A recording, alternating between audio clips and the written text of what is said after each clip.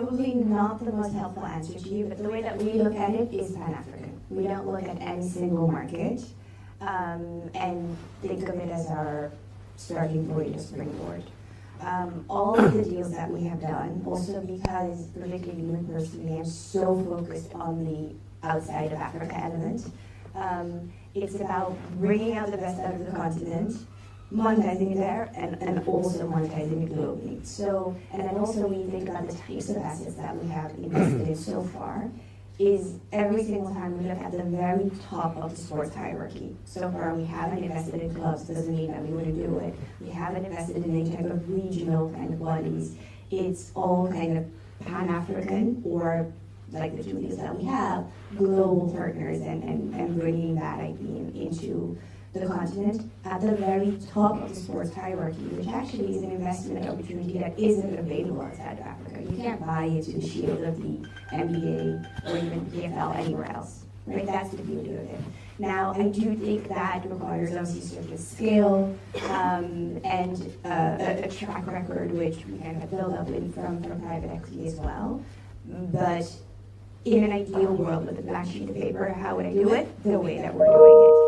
Now, having said that, there are, I think, just generally when you speak to anybody of note in culture, in sports, you know, whether it's the leaders at Universal Music or Live Nation or the NFL or FIFA, all of them, they have eyes on the continent. They understand that kind of that talent, that lifeblood is the thing that's the future for all of their businesses everywhere else.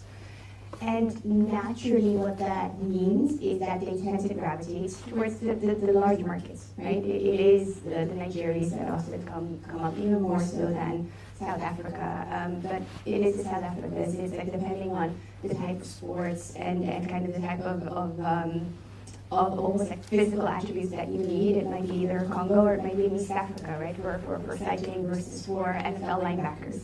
It might be in Egypt, which has a very strong sports culture. And typically, again, it's Morocco also because it has reasonably good infrastructure, close to Europe. But to be honest, that is not too dissimilar from how you would look at investing in the continent across the board. That's not sports specific, right? Because it's kind of the big five markets where you have a concentration of large population and concentrations of large economies, large GDP.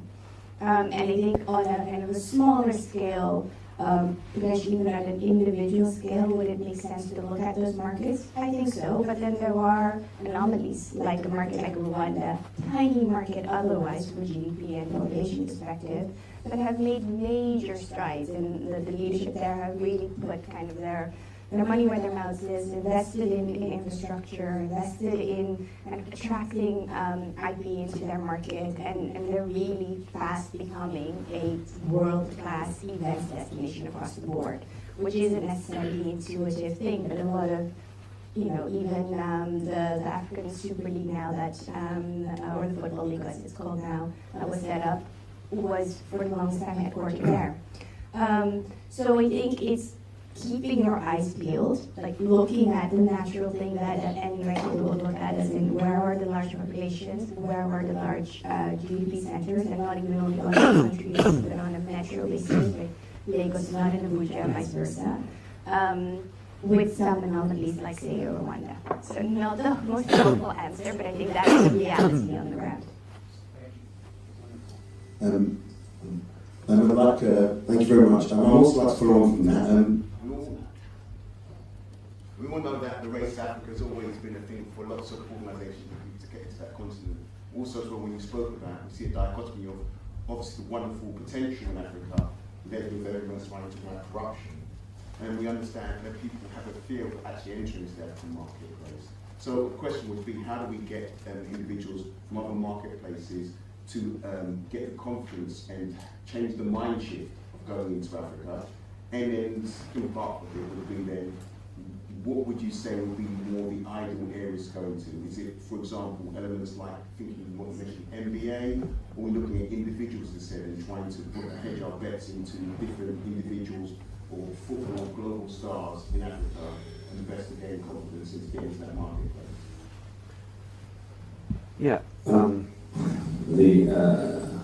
mean, to that point, in order to be able to give investors the confidence, there's a whole element of things that need to come.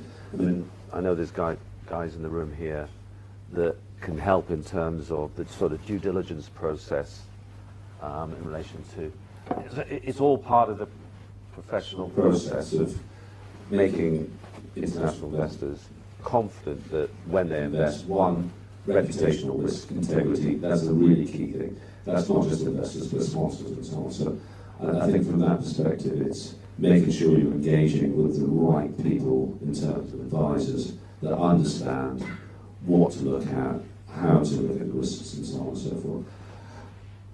To the point about where, and back to your point about the opportunities, if you look at it from a sort of scale perspective, because it is such a big market, and try and pick out where there may be opportunities to develop. I do think the talent piece is something that people can really look at.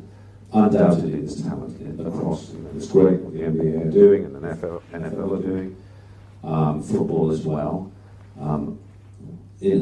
To invest in and enable the nurturing of talent through academy systems, creating the right leagues, and actually creating leagues on the ground, rather than looking at it purely from an export perspective. So, not bringing talent necessarily to go to the States or to go to the European leagues, but actually to create a system in Africa which enables talents to be grown in country or pan-African. I think that's where there's a real opportunity, because the talent is very clearly there. Apart from the mic. Can I just say, on the corruption point, I actually don't think that within sports, and particularly within the federations, that Africa is more corrupt than anywhere else. I think people underestimate the state of particularly federations in sports anywhere in the world. Because no federation is a commercial enterprise, right? They kind of are associations. A lot of them don't have professional management. It's extremely political. Leadership of federation often, not always, right, but often are not necessarily representative of the fans or the talent. So you don't really see of any big sport anywhere in the world a very nimble, high effectiveness organization.